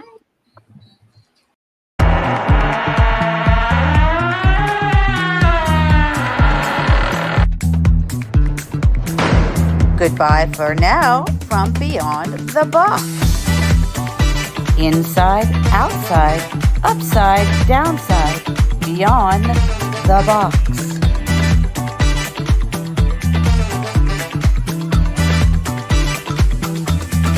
Break it down. Please join us again for Beyond the Box, Friday and Saturday evening from 9 p.m. to 11 p.m. Central, from 10 p.m. to 12 Eastern. Join us for more intel bombs with our extraordinary guests.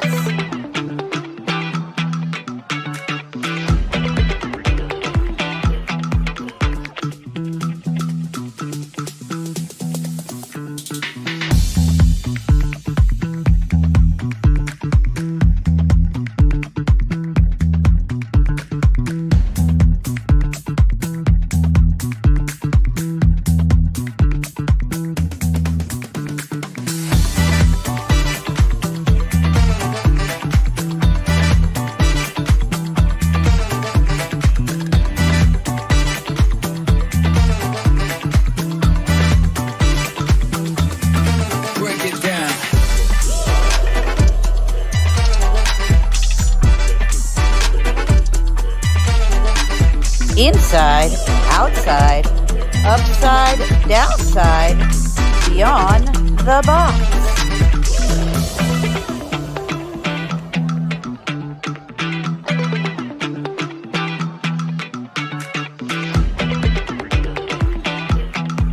Good night, Putin. Good night, Tucker Carlson.